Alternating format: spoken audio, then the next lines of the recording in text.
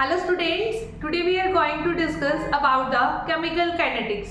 आज से हम केमिकल काइनेटिक्स की लेक्चर सीरीज स्टार्ट करने जा रहे हैं और आज हमारा फर्स्ट लेक्चर है जिसमें हम स्टडी करेंगे introduction of chemical kinetics and then rate of reaction. Okay, तो स्टार्ट करते हैं. What do you mean by the chemical kinetics? Chemical kinetics सबसे पहले हमारे पास क्या होगी? Chemical kinetics is the branch of chemistry in which we deals with the rate of reaction. जैसे कि हम थर्मोडायनामिक्स स्टडी करते हैं, आपने क्लास 11th में थर्मोडायनामिक्स स्टडी किया है, तो थर्मोडायनामिक्स में आप लोग क्या स्टडी करते हो? The transformation of heat. One form of heat gets converted into another form. तो ऐसे ही ठीक है, वहां पर आपने delta G Gibbs free energy को वहां पर स्टडी किया था, जिससे कि आपको ये पता चलता है कि कोई भी गिवन रिएक्शन फिजिबल है या नहीं है. ऐसे ही केमिकल काइनेटिक्स हमें क्या बताएगी?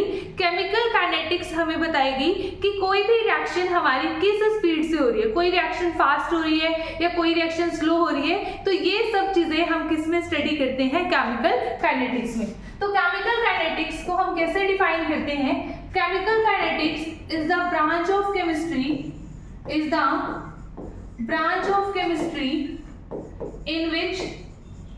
in which we deals with rate of reaction. Okay, in which we deals with rate of reaction. ठीक है, अब सबसे पहले हम बात करते हैं कि ये रेट ऑफ रिएक्शन हमारे पास क्या होता है. ठीक है, रेट ऑफ रिएक्शन का मतलब है कि हमारे पास कोई भी रिएक्शन है वो कितनी स्पीड से हो रही है. ठीक है, हम क्या देखते हैं कि कुछ रिएक्शंस होती है जो हमारे पास बहुत ही जल्दी हो जाती है, इंस्टेंटेनियस रिएक्शन होती है. कुछ रिएक्शंस मॉडरेट रेट से होती है एंड कुछ रिएक्शंस हमारे पास को सेवरल ईयर्स तक ले लेती है, जिन्हें हम किस कैटेगरी में रखते हैं? Very slow reaction. ठीक है, तो हमारे पास जो रिएक्शन होंगी वो हमारे पास जैसे 3 टाइप्स की रिएक्शन है. One is instantaneous reaction. ठीक है, इन सभी का एक एक एग्जांपल हम डिस्कस करते हैं. Instantaneous reaction. इंस्टेंटेनियस रिएक्शन क्या होंगी? वो रिएक्शन जो हमारी क्या हो जाएगी? इंस्टेंट, एट इंस्टेंट हो जाएगी. मतलब जैसे ही आपने सॉल्यूशंस को ऐड किया उसी टाइम पर आपकी वो रिएक्शन हो जाएगी. जैसे कि हमारे पास इनका एग्जांपल है प्रेसिपिटेशन रिएक्शन. ठीक है, जब भी हम किसी प्रेसिपिटेशन रिएक्शन की बात करते हैं, ठीक है, हम क्या देखते हैं कि हमारे पास हमने दो सॉल्यूशन को हम जैसे ही मिक्स करते हैं तो उसी टाइम पर हमें ये दिखाई दे जाता है कि वहां पर प्रेसिपिटेट की फॉर्मेशन हो चुकी है. तो इंस्टेंटेनियस रिएक्शन का हमारे पास एग्जांपल होगा precipitation reaction. Right, precipitation reaction. अब इसका कोई भी एग्जांपल हम लिख सकते हैं. फॉर एग्जांपल हमने लिखा silver nitrate. Silver nitrate solution में हमने हाइड्रोक्लोरिक एसिड ऐड किया HCl. तो हम क्या देखते हैं कि वहां पर व्हाइट कलर के प्रेसिपिटेट की फॉर्मेशन हो गई है. राइट, तो यहाँ पर सिल्वर क्लोराइड के जो प्रेसिपिटेट होते हैं they are curdy white precipitate. Curdy white precipitate. Right, उसके बाद हमारे पास जो सेकेंड टाइप की रिएक्शन है that is the moderate reaction. ठीक है, वो रिएक्शन जो हमारी मॉडरेट रेट से होती है. ठीक है, मॉडरेट रिएक्शन. ओके, जैसे हमने हम इसमें बोल दें कि मॉडरेट रिएक्शन क्या होगी, जिनका मतलब जो रेट है वो आपके पास हो सकता है वो 5 मिनट में रिएक्शन हो जाए, हो सकता है 10 मिनट में, हो सकता है 20 मिनट में. मतलब उन रिएक्शन को हम क्या कहते हैं? Moderate reaction. ठीक है, हो सकता है आपकी 30 मिनट्स में भी हो. ठीक है, जरूरी नहीं है 5 मिनट में, 10 मिनट में. तो वो हमारे पास होती है मॉडरेट रिएक्शन. फॉर एग्जाम्पल अगर हम बात करें डीकम्पोजिशन ऑफ N2O5. ठीक है, डीकम्पोजिशन ऑफ N2O5, इस कैटेगरी में हमारी सारी रिएक्शंस आ जाएंगी. ठीक है, मोस्टली जितनी रिएक्शंस आती हैं they comes under the moderate reaction. ठीक है, उसके बाद very slow reaction. Very slow reaction. अब जब वेरी स्लो रिएक्शन का एग्जांपल आता है तो हमारे पास हमारे माइंड में एक रिएक्शन आती है दैट इज द कोरोजन. ठीक है, कोरोजन बोल दो या फिर आप क्या बोल सकते हो? That is rusting of iron. ठीक है, कोरोजन के एक एग्जांपल होता है रस्टिंग ऑफ आयरन. हम लोग क्या देखते हैं, देखो क्या कभी ऐसा होता है कि जो रस्टिंग ऑफ आयरन है वो 5 मिनट में हो जाती है, 10 मिनट में या 4 आवर्स में? ऐसा नहीं होता. ठीक है, तो जो कि रस्टिंग ऑफ आयरन है वो क्या लेता है? सेवरल ईयर्स लेता है. तो हमारे पास ये क्या हो जाएंगे? डिफरेंट टाइप की रिएक्शंस. तो ये रिएक्शंस, ठीक है, कोई रिएक्शन इंस्टेंटेनियस हो जाती है, कोई रिएक्शन मॉडरेट रेट से होती है और कोई रिएक्शन बहुत ही स्लो होती है। तो ये सब हम किस में स्टडी करेंगे, हमारी केमिकल काइनेटिक्स में, राइट, ठीक है। तो अब हम बात करते हैं कि रेट ऑफ रिएक्शन हमारे पास क्या होता है, ठीक है, बहुत ही इंपॉर्टेंट कॉन्सेप्ट है हमारे पास, that is the rate of reaction, right. तो हम स्टार्ट करते हैं रेट ऑफ रिएक्शन। अब देखो जो हमारे पास रेट ऑफ रिएक्शन होगा वो क्या होगा, ठीक है, सिंपल सी चीज है, अगर मेरे पास कोई रिएक्शन हो रही है, ठीक है, लेट अस सपोज मेरे पास कोई भी रिएक्शन हो रही है, इसमें मेरा जो रिएक्टेंट है वो A है और जो मेरा प्रोडक्ट है वो क्या है, B है, ठीक है। तो हम क्या देखते हैं कि कंसंट्रेशन ऑफ रिएक्टेंट क्या हो जाएगी, टाइम के साथ साथ डिक्रीज हो जाएगी, या आप ये कह सकते हो कि जो प्रोडक्ट की कंसंट्रेशन है वो टाइम के साथ साथ क्या होगी, इंक्रीज होगी। मींस रेट ऑफ रिएक्शन को हम चेंज इन कंसंट्रेशन और चेंज इन प्रोडक्ट दोनों के टर्म में ही क्या कर सकते हैं, यहाँ पर डिफाइन कर सकते हैं, ठीक है। बट डिफरेंस ये होगा विद टाइम, जो कंसंट्रेशन ऑफ रिएक्टेंट है वो डिक्रीज होगी और जो कंसंट्रेशन ऑफ प्रोडक्ट है वो इंक्रीज होगी। तो हमने कैसे डिफाइन किया रेट ऑफ रिएक्शन को, rate of reaction it is the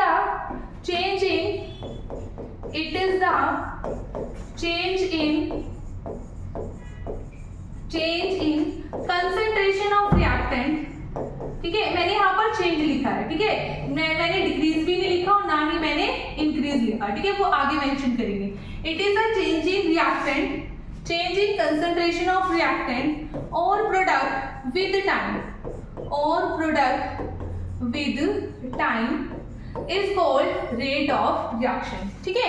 It is a change in reaction, it is a change in concentration of reactant or product with change in time, okay। तो this is our the rate of reaction। अब rate of reaction को हम कैसे define करेंगे, ठीक है, rate of reaction को हम लिखेंगे कैसे, रिप्रेजेंट कैसे करेंगे, in terms of reactant and product, ठीक है। Let us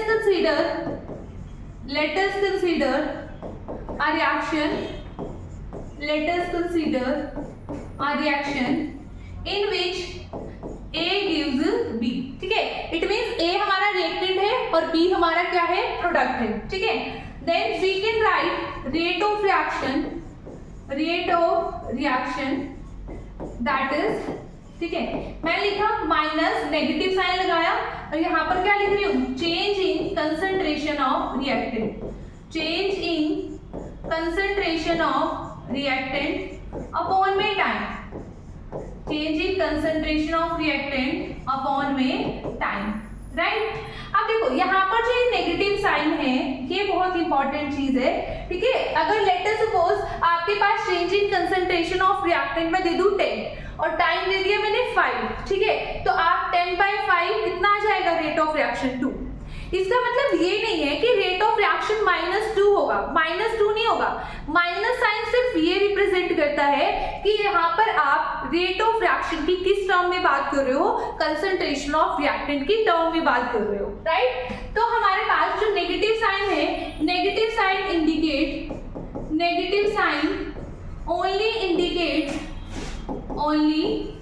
indicates that the rate of reaction, ठीक है, सॉरी भाई, रेट ऑफ रिएक्शन नहीं, the negative sign only indicates that the concentration of reactant decreases with time. ये सिर्फ ये represent कर रहा है कि जो कंसंट्रेशन ऑफ रिएक्टेंट है वो क्या हो रही है, डिक्रीज हो रही है विद टाइम, राइट। उसके बाद हमारे पास अगर हम इसको कैसे लिख सकते हो, यहाँ पर change in concentration of reactant upon में टाइम, तो माइनस dA अपॉन में dt, राइट। देखो चेंज का मतलब क्या है, d/dt is a change in concentration of A, ठीक है, बिकॉज हमने यहाँ पर जो रिएक्शन में कंसीडर किया है वो हमारा रिएक्टेंट क्या है, A है, इसलिए हमने लिखा -dA अपॉन में dt। तो इस तरीके से हम रेट लिख सकते हैं in terms of concentration of reactant. अब बात करते हैं रेट ऑफ रिएक्शन की in terms of concentration of product, ठीक है। तो यहाँ पर हमारे पास रेट ऑफ रिएक्शन को हम ऐसे भी लिख सकते हैं, यहाँ पर पॉजिटिव साइन आएगा और हम क्या लिखेंगे, change in concentration of B, क्योंकि हमारा जो प्रोडक्ट है वो क्या है, बी है, अपॉन में टाइम, राइट, अपॉन में टाइम। अब देखो change in concentration of B, यहाँ पर मैंने लिखा B upon D T of concentration of B. Chemistry में जो हम ये स्क्वायर ब्रैकेट लगाते हैं इसको हम रीड क्या करते हैं, that is the concentration of B. जो ये स्क्वायर ब्रैकेट है इसको हम कंसंट्रेशन रीड करते हैं, राइट। तो यहाँ पर मेरे पास रेट ऑफ रिएक्शन ये हो गया। अब यहाँ पर जो पॉजिटिव साइन है वो क्या रिप्रेजेंट करता है, positive sign represent that, positive sign represent that concentration of product increases with time, concentration of product increases with time, right। ठीक है, तो इस तरीके से हम क्या कर सकते हैं, रेट ऑफ रिएक्शन को हम डिफाइन कर सकते हैं। ठीक है, अब देखो हमारे पास, ठीक है, अगर मैं इसको, अगर किसी को अभी भी क्लियर नहीं है कि हमारे पास हमने माइनस साइन क्यों लगाया और पॉजिटिव साइन क्यों लगाया, तो let us consider an example. ठीक है, हम एक एग्जांपल कंसीडर कर रहे हैं। ठीक है, लेट अस सपोज मैंने कहा A गिव्स B, ठीक है, at time t is equal to 0। t is equal to 0 का मतलब क्या है, t इज इक्वल टू 0 का मतलब है कि जो हमारे पास रिएक्शन है वो अभी स्टार्ट नहीं हुई है। ठीक है, तो इनिशियली हमारे पास क्या होगा, इनिशियली हमारे पास होंगे ओनली रिएक्टेंट होंगे, राइट। अब मैंने A की कंसंट्रेशन मान ली ये 10 थी, ठीक है, ये 0 है, पर मैंने माना कि at t is equal to 5 minutes, हमने देखा कि 5 मिनट्स के बाद, ठीक है, मैंने कहा कि A के ना 2 मोल्स रिएक्ट कर चुके हैं। कितने मोल्स रिएक्ट कर गए, 2। तो यहाँ पर A कितना बच गया होगा, 8, ठीक है, 8 मोल्स, और यहाँ पर कितने बच गए, बन गए होंगे भी 2 मोल्स, राइट। अगर मुझे रेट फाइंड आउट करना है, अगर मुझे क्या करना है, मुझे रेट फाइंड आउट करना है, तो मैं क्या कैसे करूंगी, रेट ऑफ रिएक्शन, ठीक है, इन टर्म्स ऑफ, पहले क्या फाइंड आउट करते हैं, इन टर्म्स ऑफ रिएक्टेंट। ठीक है, अब रिएक्टेंट की हमारे पास change in concentration of reactant कितना आएगा, change in concentration of reactant upon में टाइम। तो देखो चेंज कितना आ जाएगा कंसंट्रेशन ऑफ रिएक्टेंट में, ध्यान से हमारे पास फाइनल कंसंट्रेशन क्या है, 8 है, और इनिशियल कंसंट्रेशन 10 अपॉन में टाइम 5 मिनट्स, तो कितना आ गया, -2 अपॉन में 5, दैट इज -0.4। ठीक है, अभी हम इसकी यूनिट्स की बात करेंगे भाई, ठीक है, -0.4। अगर हम बात करें रेट ऑफ रिएक्शन की, देखो आपके पास माइनस में आया ना आंसर, देखो मेन चीज क्या है, आपके पास आंसर किस में आया, -2 अपॉन में 5। ठीक है, अगर हम बात करें change in concentration of product की टर्म में, change in concentration of product upon में टाइम। अब देखो हमारे पास प्रोडक्ट की फाइनल कंसंट्रेशन 2, इनिशियल थी 0, टाइम है 5, तो कितना आ गया 2/5। अगेन आंसर क्या आया 0.4। देखो वैल्यू आपकी सेम है 0.4, ठीक है, रिएक्टेंट और दोनों प्रोडक्ट की टर्म में, बट यहाँ पर सिर्फ साइन का डिफरेंस आपके पास आया है। ठीक है, किसका डिफरेंस आया है, ओनली साइन का डिफरेंस आया है, यहाँ पर माइनस और यहाँ पर प्लस। ठीक है, तो इसलिए हम यहाँ पर माइनस साइन सब्स्टिट्यूट करते हैं हमेशा किसकी टर्म में, रिएक्टेंट की टर्म में, और जबकि जो पॉजिटिव साइन हम लगाते हैं किसकी टर्म में, for the concentration of product. ठीक है, आई थिंक सो अब आपको इस एग्जांपल से ये कॉन्सेप्ट क्लियर हो गया होगा कि हम नेगेटिव साइन क्यों इंट्रोड्यूस करते हैं एंड पॉजिटिव साइन हम क्यों इंट्रोड्यूस करते हैं, राइट। ठीक है, चलो अब हम नेक्स्ट बात करते हैं, नेक्स्ट हम बात करते हैं rate of reaction involving stoichiometry coefficient, right. ठीक है, इससे पहले रेट ऑफ रिएक्शन की यूनिट की बात कर लेते हैं। देखो रेट ऑफ रिएक्शन यूनिट्स, ठीक है, रेट ऑफ रिएक्शन हमारे पास क्या होता है, ठीक है, रेट ऑफ रिएक्शन होता है चेंज इन कंसंट्रेशन अपॉन में टाइम। ठीक है, change in concentration of reactant और product, concentration of either reactant और प्रोडक्ट विद टाइम, राइट। अब देखो चेंज इन कंसंट्रेशन, तो कंसंट्रेशन की यूनिट क्या होगी, मोल पर लीटर। ठीक है, मोल पर लीटर, और टाइम क्या है, सेकंड्स में हम लेते हैं, तो आपके पास यूनिट क्या आ गई इसकी, मोल पर लीटर पर सेकेंड। तो ये हमारे पास यूनिट हो जाएगी किसकी, रेट ऑफ रिएक्शन की, राइट। ठीक है, चलो उसके बाद हम स्टडी करते हैं rate of reaction involving stoichiometric coefficient. ठीक है, ये बहुत ही इंपॉर्टेंट टॉपिक है और यहाँ से क्वेश्चन आते हैं। ठीक है, इससे रिलेटेड है ना, मैं आपको क्वेश्चंस कराऊंगी लास्ट में। ठीक है, जिसमें ना मैंने कुछ ऐसे क्वेश्चन चूज किए जिसमें आपको ना थोड़ी सी कंफ्यूजन होगी। ठीक है, क्योंकि ऐसे ही क्वेश्चन करने का फायदा है, अगर वो क्वेश्चन आपने एक बार कर लिए तो आप सिंपल क्वेश्चन बहुत आसानी से कर सकते हो, राइट। तो रेट ऑफ रिएक्शन, ठीक है, इन टर्म्स ऑफ मत लिखना, इन्वॉल्विंग स्टोइचियोमेट्रिक कोफिशिएंट,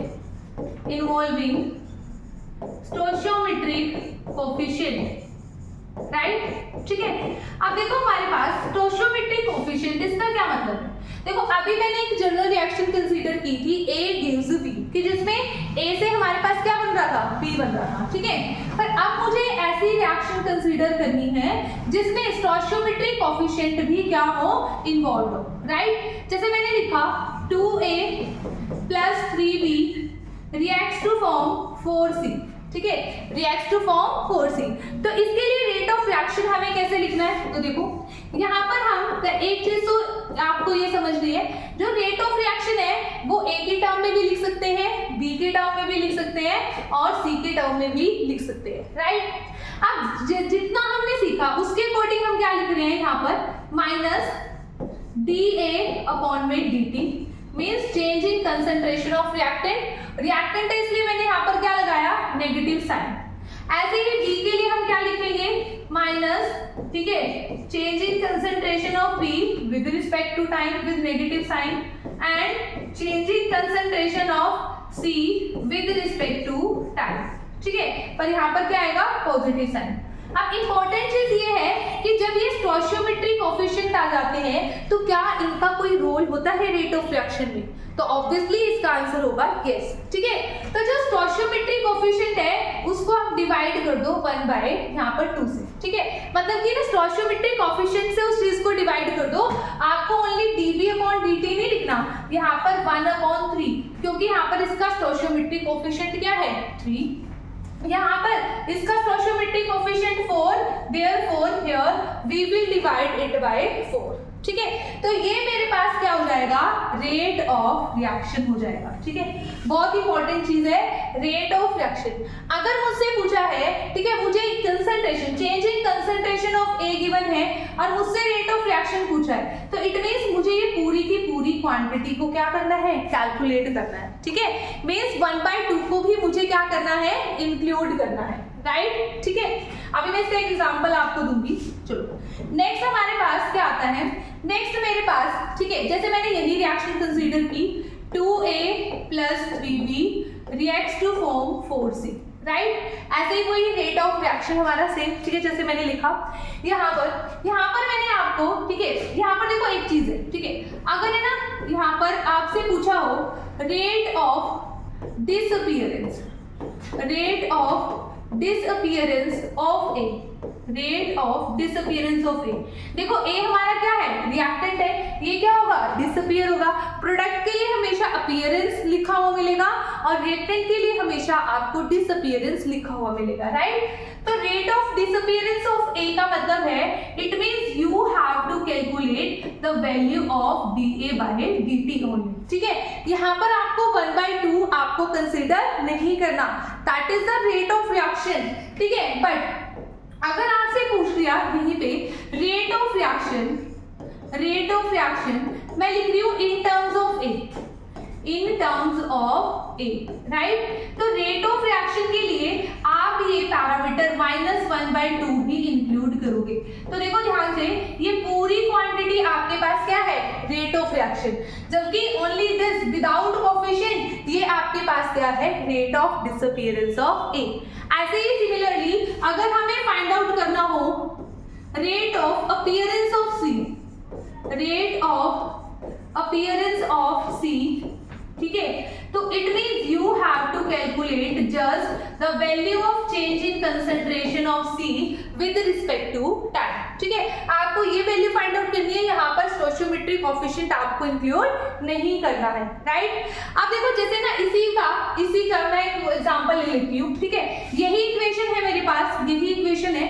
अब क्वेश्चन क्या है, क्वेश्चन में मैंने आपको दे दिया, लेट अस सपोज, ठीक है, हमने कहा, ठीक है, for a reaction 2a plus 3b reacts to form 4c, ठीक है, 4c, the change in concentration, ठीक है, the concentration of A is 5 mole per liter, 5 mole per liter, ठीक है।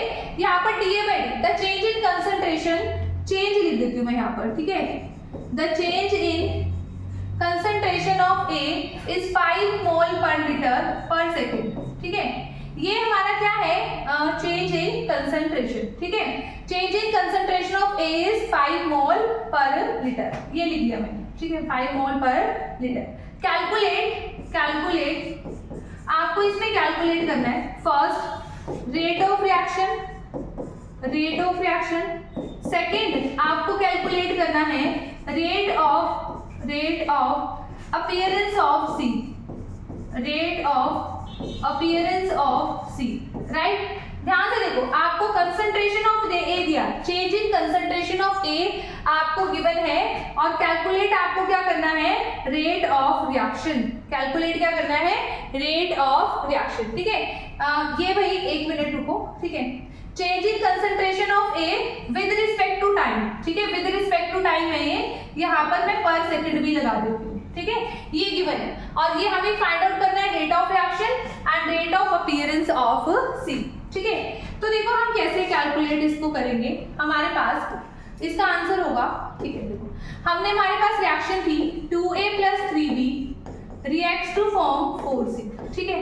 तो आपने पहले यहाँ पर रेट ऑफ रिएक्शन लिख लेना है, रेट ऑफ रिएक्शन, आपको पता है ए की टर्म में रेट ऑफ रिएक्शन क्या होगा, -1/2 dA में dt, बी की टर्म में आपके पास, ठीक है, -1/3 ठीक है, change in concentration of T with respect to time, और सी की टर्म में +1/4 dC/dt, ठीक है।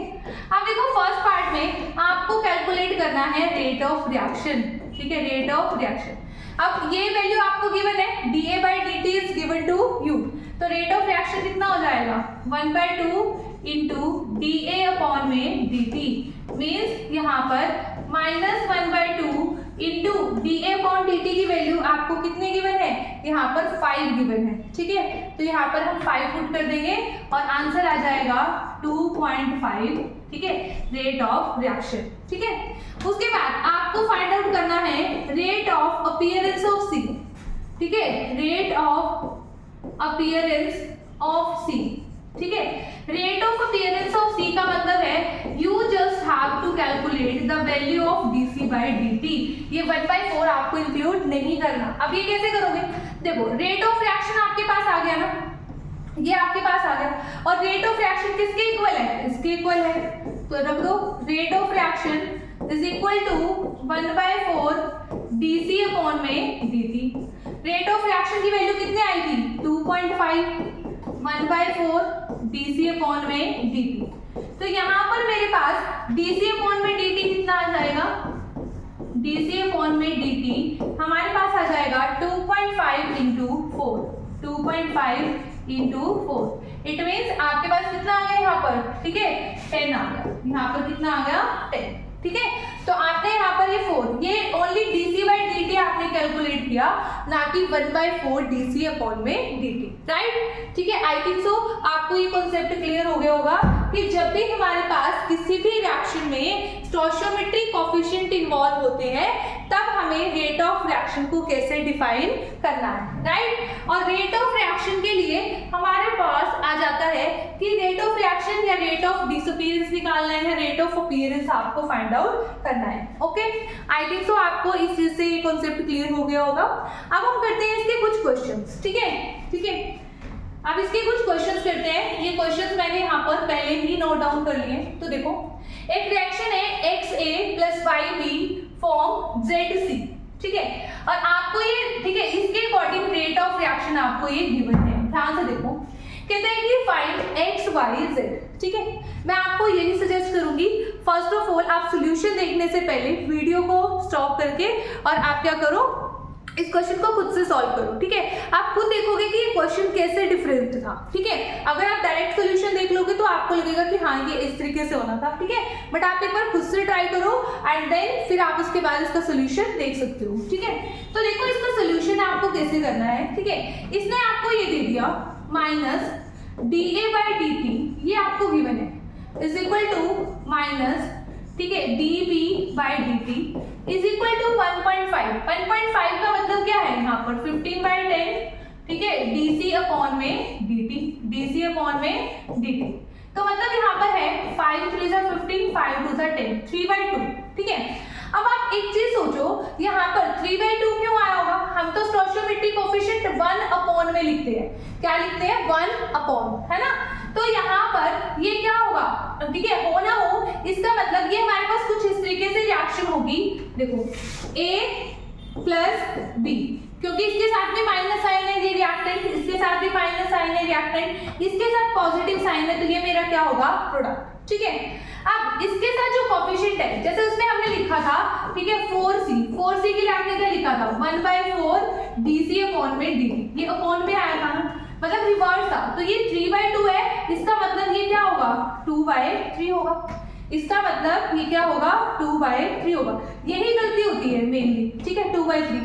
अब रिएक्शन को आप फ्रैक्शन में नहीं लिख सकते, इसके फ्रैक्शन को आपको क्या करना है, ठीक है, सॉल्व करना है। तो मैं कैसे लिख दूं, 3A से 3 से मल्टीप्लाई कर दूं, 3A plus 3B reacts to form 2C।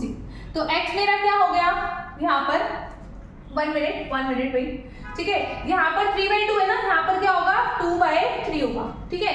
यहाँ पर मेरे पास क्या हो गया, यहाँ पर 2/3, ठीक है। तो 1 में है ना, ये 3/2 आया मेरे पास, 1.5 3/2, राइट, ठीक है। अगर ये 3/2 है तो यहाँ पर मेरे पास रिएक्शन में क्या होगा, हाँ ऑब्वियसली बिल्कुल ठीक है 2/3 होगा, है ना, और कितना होगा 2/3। अब ध्यान से देखो, अगर 2/3 होगा हमारे पास, ठीक है, तो हम अब रिएक्शन को क्या बनाएंगे, रिएक्शन को हम बनाएंगे, ठीक है, सिंपल, मतलब उसको फ्रैक्शन में हम नहीं लिखेंगे, ठीक है। तो आप देखो यहाँ पर x की वैल्यू क्या है 3, y की वैल्यू 3 और z की वैल्यू 2। इट मींस हमारा जो ऑप्शन है वो क्या हो गया, C will be our correct answer, right. अब नेक्स्ट देखो, नेक्स्ट क्वेश्चन, ये सिंपल है, ये हो जाएगा, ठीक है। The rate of reaction is expressed as, उसने दे रखा है, देखो आसान सी चीज, आप देखो पॉजिटिव साइन, तो मतलब भाई C और A हमारा किसमें है, प्रोडक्ट में, ठीक है। तो लिख लिया A and C in product. Minus में कौन से है, माइनस में D है और माइनस में B है, तो हमने लिख लिया B एंड D, राइट। अब देखो C के आगे 1/2, मतलब यहाँ पर 2 होगा, ठीक है, D के आगे 3 होगा, ठीक है, A के आगे 4 होगा और B के आगे 1 होगा, तो B plus 3D reacts to form 4A plus 2C। तो हमारा करेक्ट आंसर क्या हो जाएगा, option number 2, okay. And next and last question is, this question is very important, ठीक है। कहते हैं in the reaction XA gives YB, ठीक है, the rate of reaction is given like this, ठीक है। कहते हैं जहां पर नेगेटिव साइन क्या इंडिकेट करता है, rate of disappearance of reactant, कि मतलब जो रिएक्टेंट की कंसंट्रेशन है वो क्या हो रही है, डिक्रीज हो रही है। तो हमें यहाँ पर क्या बताना है, X:Y रेशियो हमें बताना है। तो सिंपल सी चीज है, एक चीज देखो, आपके पास इसको है ना इधर उठा के ले आओ, ठीक है, लॉगरिथम ऑफ माइनस dA/dt, इसका मतलब क्या है यहाँ पर, इसका मतलब है कि जो रेट हमारे पास जो कंसंट्रेशन है, ठीक है, कंसंट्रेशन है, ठीक है, ये रिएक्टेंट की है A और B हमारा प्रोडक्ट है, ये यहाँ पर हमें दिखाई दे रहा है। अब मैंने इसको इधर ले आई, minus log of 2, minus logarithm of 2 is equal to logarithm of dB/dt, ये दे रखा है मुझे dB/dt, ठीक है। यहाँ पर अब मैं इसका रीजन बताऊंगी, यहाँ पर आपको मैडम इसी लॉग 2 क्यों नहीं रहने दिया। तो देखो इसको मैं कैसे लिख सकती हूँ, ये माइनस में ना, जब हमारे पास लॉग की 2 क्वांटिटीज माइनस में होती है तो हम उसको क्या लिख सकते हैं, डिवाइड में लिख सकते हैं, क्या लिख सकते हैं, उसको डिवाइड में लिख सकते हैं। तो मैं इसको ऐसे लिख सकती हूँ, लॉगरिथम ऑफ, यहाँ पर ये dA अपॉन में क्या है, dt है, ठीक है। यहाँ पर log 2 का मतलब क्या हुआ, अपॉन में 2 आएगा, मतलब 1 अपॉन में 2 आ जाएगा, 1 अपॉन में 2। और यहाँ पर क्या है, लॉगरिथम ऑफ dB अपॉन में dt, dB अपॉन में dt। तो देखो xa, ठीक है, और ये x भी, log से log तो कैंसिल हो जाएगा, तो आपके पास यहाँ पर, ठीक है, इसकी रेशो क्या आ जाएगी, x और y की। देखो x is to y, x आपके पास कोफिशिएंट को देखो, log से log तो कैंसिल कर दो, ठीक है, तो कोफिशिएंट यहाँ पर 1/2 और यहाँ पर 1, तो आपके पास यहाँ पर क्या आ जाएगा, 1:2, क्या आ जाएगा, 1:2 आएगा ना, हाँ। The ratio x is to y, ठीक है, the ratio x is to y comes out to be 1:2, right, ठीक है। तो हमारे पास यहाँ पर ऑप्शन कौन सा करेक्ट हो जाएगा, दिस वन, ठीक है, यही होगा ना भाई हमारे पास। 1 मिनट एक बार और देख लेते हैं हम, यहाँ पर माइनस है ना, माइनस होगा तो 1 मिनट रुको भाई, 1 मिनट, ठीक है। यहाँ पर ये माइनस है, माइनस j/dt, यहाँ पर माइनस log 2 है, तो यहाँ पर इस तरीके से होगा भाई, 1 मिनट, हाँ, ठीक है, इस तरीके से हो जाएगा ये हमारे पास।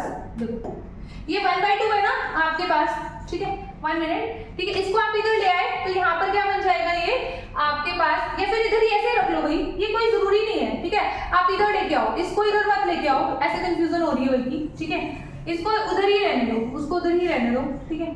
अगर हम इसको उधर ही रहने देते हैं, ठीक है, log ऑफ dB, क्योंकि माइनस साइन, ये माइनस साइन तो एक्चुअल में वो रिप्रेजेंट करता है ना कि, ठीक है, dB/dt प्लस log 2, तो यहाँ पे क्या आ जाएगा, इंटू 2, यहाँ पर क्या आ जाएगा, इंटू 2, ठीक है, मल्टीप्लाई में आ जाते हैं ना। अगर यहाँ पर 2 आया, ठीक है, यहाँ पर a आया, इसका मतलब 2 का मतलब क्या है, रिएक्शन में आपका क्या होगा, देखो x a है ना, तो यहाँ पर मेरे पास x तो क्या हो जाएगा, 1 हो जाएगा, x तो 1 हो जाएगा, 1a रिएक्ट्स टू फॉर्म, ये 2 का मतलब है यहाँ पर 1/2 आएगा, यहाँ पर क्या आएगा, 1/2 और b, 1/2 b, ठीक है। यहाँ पर इस साइड लेके आ रहे थे ना, तो ये कंफ्यूजन हो रही थी हमें कि भाई यहाँ पर ये माइनस साइन हमें कंफ्यूजन क्रिएट करा रहा था, ठीक है, तो इसको इधर ही रहने दो, ठीक है। यहाँ पर अब हमने क्या किया, तो यहाँ पर ये 1, ये x और y, अब ये चेंज हो जाएगा यहाँ पर, ठीक है, ये चेंज हो जाएगा भाई, ठीक है। एंड फाइनली हमारे पास क्या आ जाएगा, x is to y, तो x क्या है 1, y क्या है 1/2, तो हमारा आंसर होगा 2:1, राइट। तो हमारे पास इसका आंसर हो जाएगा option B. Okay students, I think so आपको ये कॉन्सेप्ट क्लियर हो गया होगा, और ये क्वेश्चन बहुत ही इंपॉर्टेंट है जो जेईई मेंस में काफी बार पूछे भी जाते हैं इस तरीके के क्वेश्चन, और अक्सर हम यहाँ पर गलती कर देते हैं। ओके, तो अगर आपको ये वीडियो पसंद आई है तो आप प्लीज इसे लाइक करें, कमेंट करें एंड देन इसको शेयर भी करें। Okay, thank you so much.